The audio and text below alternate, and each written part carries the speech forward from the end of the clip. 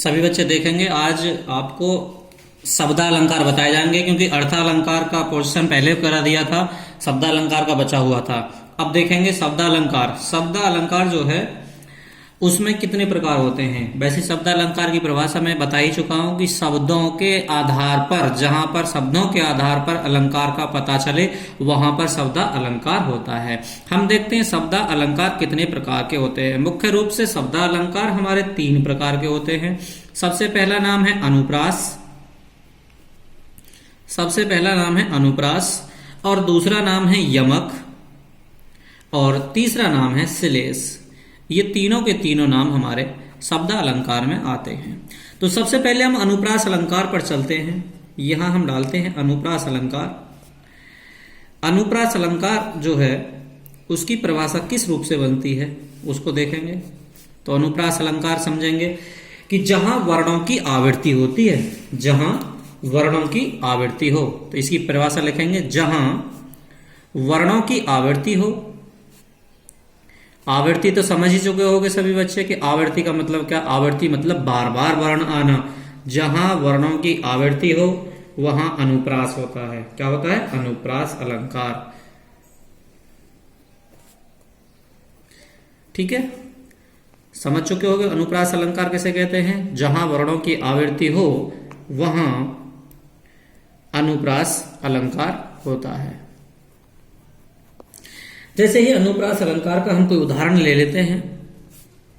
जैसे मान लो लिख लेते हैं तरनी तनुजा तट तमाल। तरनी तनुजा तट तमाल तरवर बहुछाए। तरवर ये एक ही लाइन है यहां तक, बहुछाए।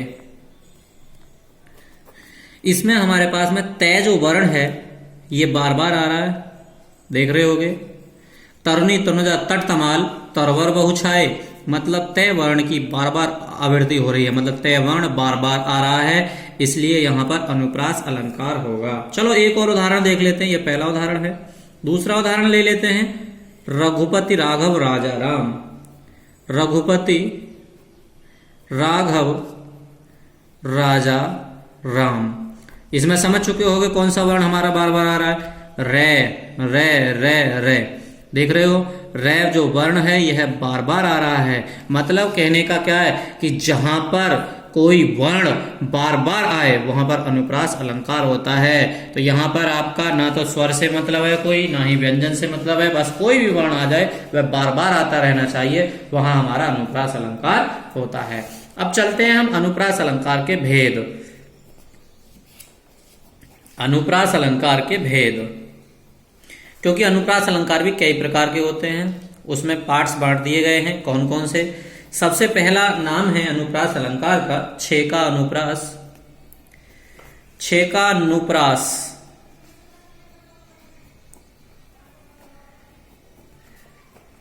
दूसरा नाम है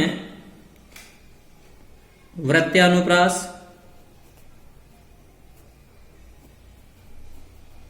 और तीसरा नाम है श्रुति अनुप्रास। आगे पीछे हो सकते हैं, कोई दिक्कत नहीं है। और चौथा नाम है लाटा अनुप्रास।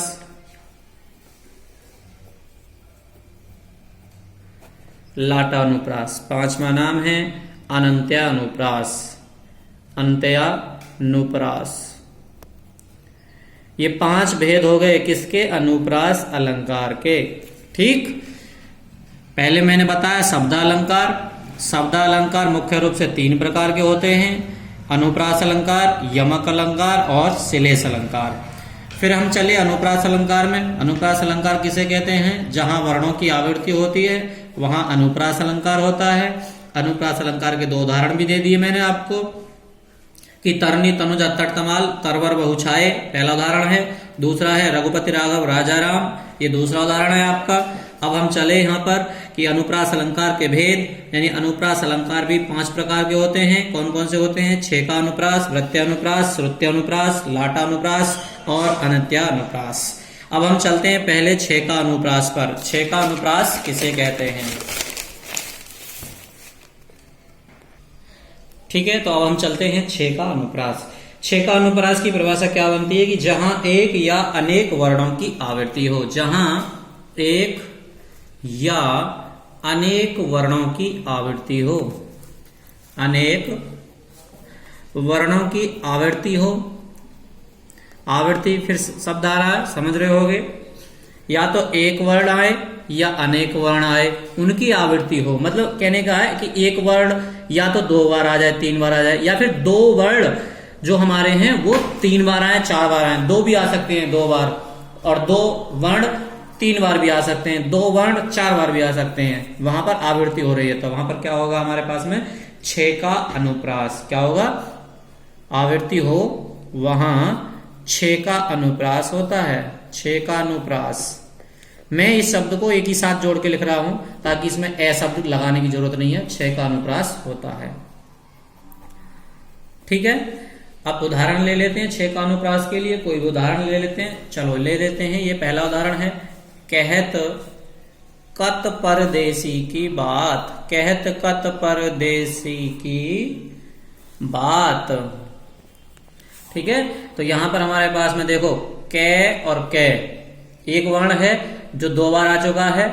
ठीक है, और तय और तय और तय दूसरा वर्ण है जो 3 बार आ चुका है। समझ चुके हो गए। यहां पर कहने का मतलब क्या है कि 2 वर्ण, कम से कम 2 वर्ण आ जाने चाहिए, चाहे वो 2 बार आए या 3 बार आए या 4 बार आए, कोई मतलब नहीं है। 2 वर्ण है। कौन कौन से वर्ण आए?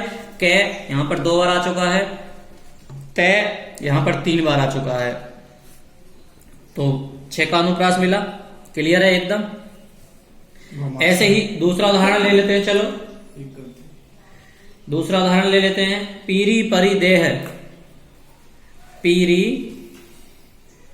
परी देह, कॉमा लगाएंगे। छीनी राजत स्नेह भीनी। फिर लिखेंगे छीनी राजत स्नेह भीनी। स्नेह भीनी यहां लिख देता हूं नीचे, स्नेह भीनी। ठीक, इसमें देखेंगे, देखो पै है, पै यहां पर है। देखो पै जो वर्ण है वो 2 बार आ चुका। ठीक है, और फिर रे और रे, यहां पर रे और यहां पर भी रे है और यहां पर भी रे है। देखो रे 3 बार आ चुका है, तो यहां कौन सा अनुप्रास हुआ? 6 का अनुप्रास। मतलब एक वर्ण ना आकर के 2 वर्ण आ रहे हैं, वो भी कोई 2 बार आ रहा है, कोई 3 बार आ रहा है वर्ण। ठीक, समझ गए होगे। यहां पर 6 का अनुप्रास कंप्लीट हुआ। दूसरे पर चलते हैं हम, वृत्त्यानुप्रास। दूसरा होगा हमारा वृत्त्यानुप्रास।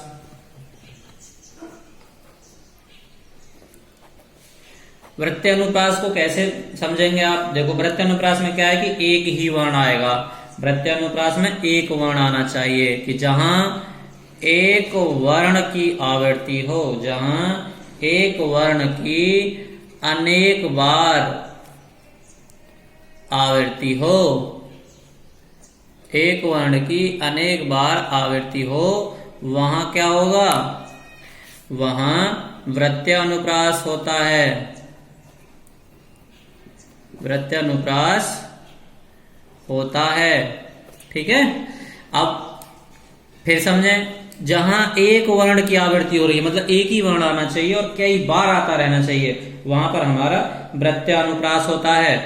अब वृत्त्यानुप्रास के लिए कोई उदाहरण ले लेते हैं। चलो, वैसे अगर आप चाहोगे, जो जैसे हमने अनुप्रास अलंकार का उदाहरण लिया था कि तरुणी तनुजा तट कमाल तरवर बहु छाए, यही हमारा इसमें वृत्त्यानुप्रास होगा।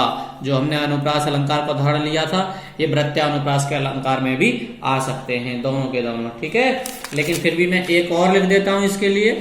दोनों तो वो होंगे अनुप्रास अलंकार के जो उदाहरण है वही वृत्त्यानुप्रास के उदाहरण हो जाएंगे, क्योंकि उसमें एक वर्ण बार बार आ रहा है। ठीक है, और फिर एक और लिख लेते हैं, कारी कूर कोकिल कहां का बैर काढ़ती री। कारी कूर कोकिल कहां का बैर काढ़ती री। कहां का, एक ही लाइन है ये पूरी, बैर काढ़ती री।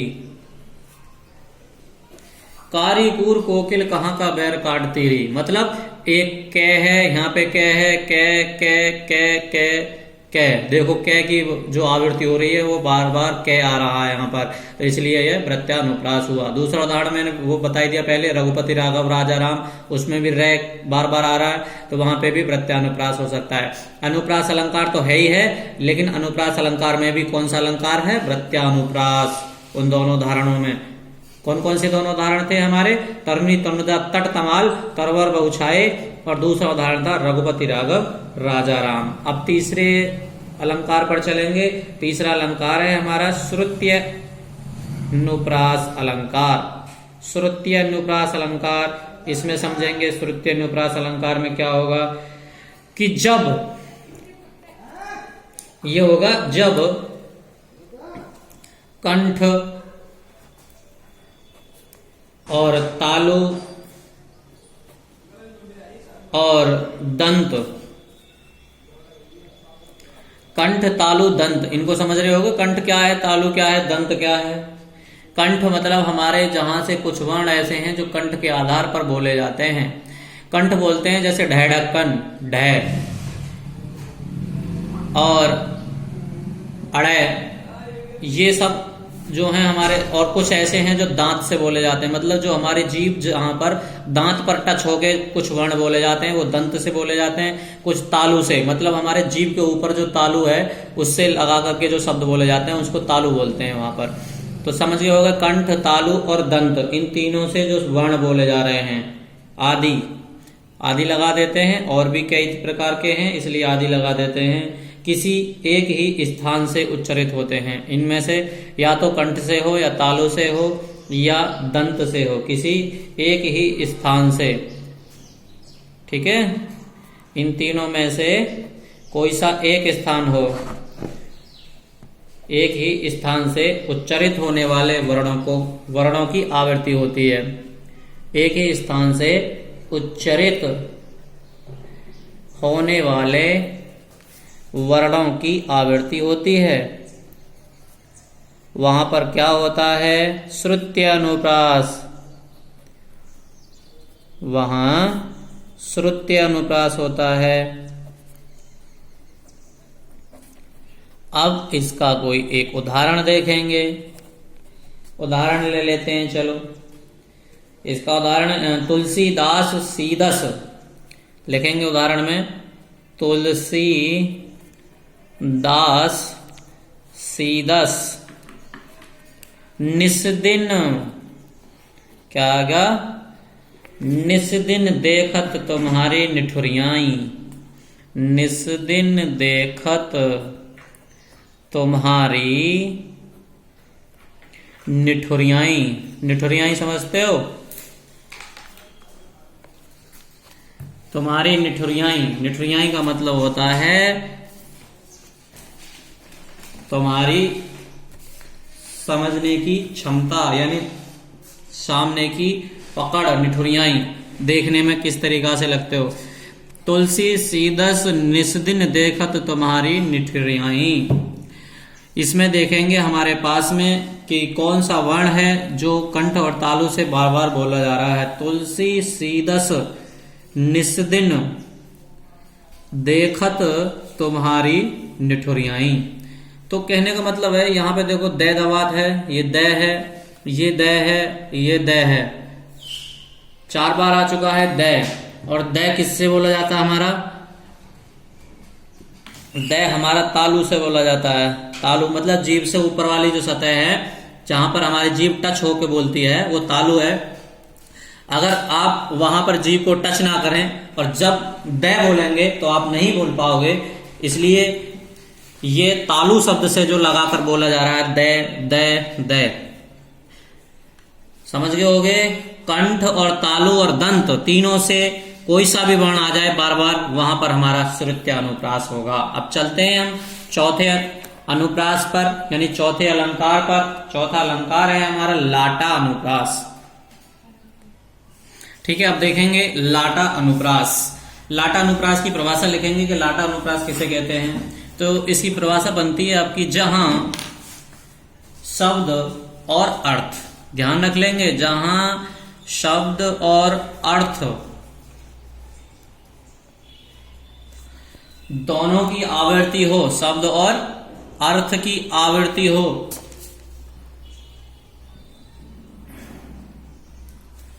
वहां पर क्या होता है, लाटा अनुप्रास। या फिर दूसरे तरीका से देखेंगे कि एकार्थ शब्दों की आवृत्ति हो, यानी उनका शब्द भी वही और अर्थ भी वही होना चाहिए। तो कहने का मतलब क्या लाटा अनुप्रास में, कि जहां शब्द और अर्थ की आवृत्ति हो वहां लाटानुप्रास होता है, वहां होता है लाटानुप्रास होता है। उदाहरण देखेंगे, उदाहरण है पूत सपूत तो क्यों धन संचय। उदाहरण है पूत सपूत तो क्यों धन संचय, क्यों धन संचय। और दूसरा है पूत कपूत तो क्यों धन संचय, पूत कपूत तो क्यों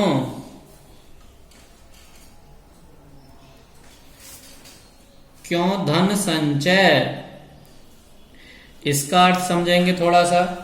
यह है पूत सपूत तो क्यों धन संचय। इसका मतलब है यदि बेटा सपूत यानी अच्छा है, बढ़िया है, तो क्यों धन संचय, तो अपने धन को इकट्ठा करने की क्या जरूरत है। यदि आपका बेटा बढ़िया है तो वह खुद ही कमा लेगा, तो फिर आप किसके लिए धन को संचय मतलब इकट्ठा कर रहे हो।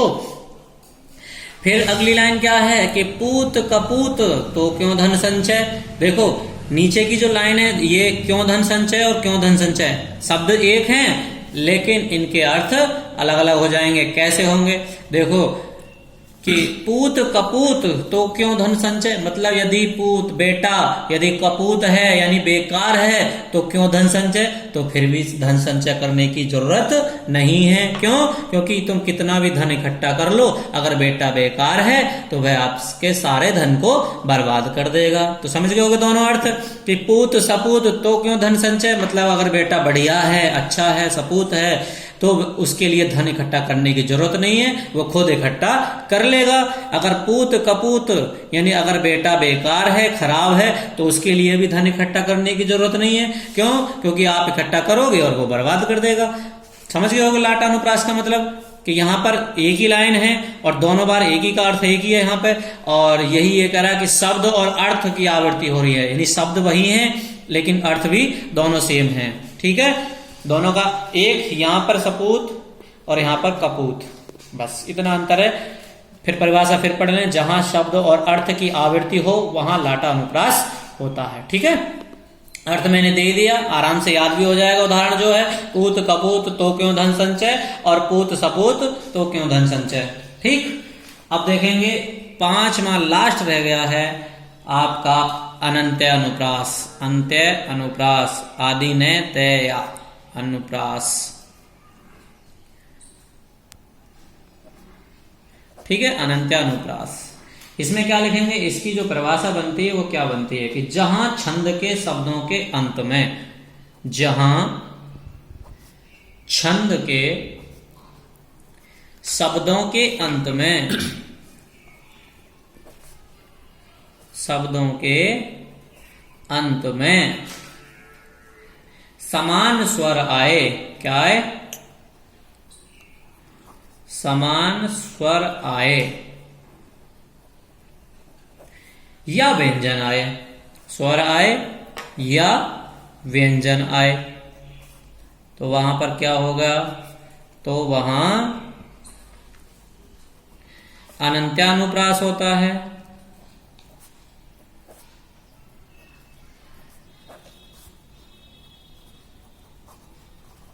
ठीक, उदाहरण देख लेते हैं। उदाहरण के लिए हम कोई भी उदाहरण ले लेंगे। एक उदाहरण हम लेते हैं, कहत कहत नटत रीझत खिजत, रीझत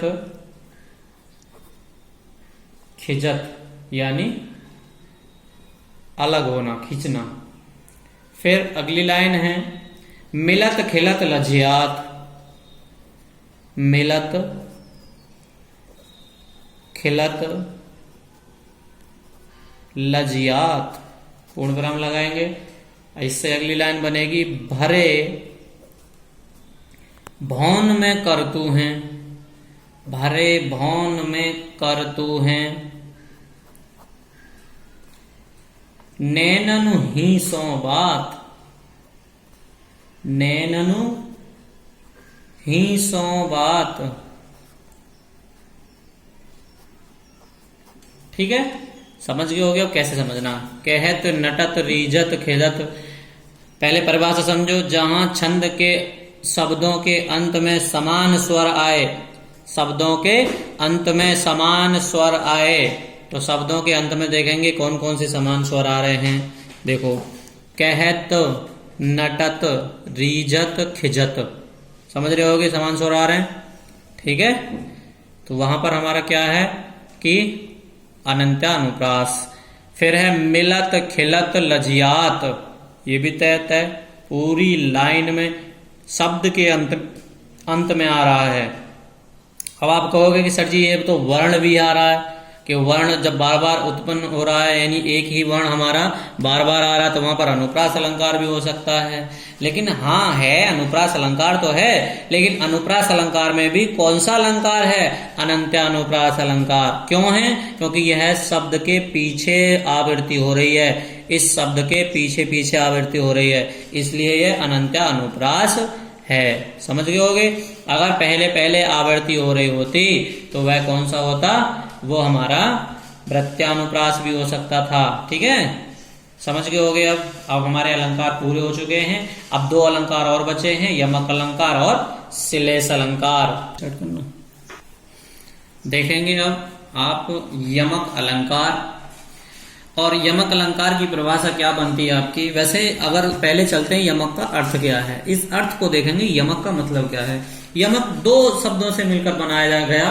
कौन कौन से? एक तो होता है युग्म या जोड़ा। कहने का मतलब यही है कि युग्म या जोड़ा, यमक का मतलब है जोड़ा। ठीक है, अगर इसी प्रकार हम इसकी परिभाषा बनाते हैं, क्या बनाते हैं? परिभाषा। यमक की परिभाषा क्या बनेगी? यमक की परिभाषा बनेगी जहां एक शब्द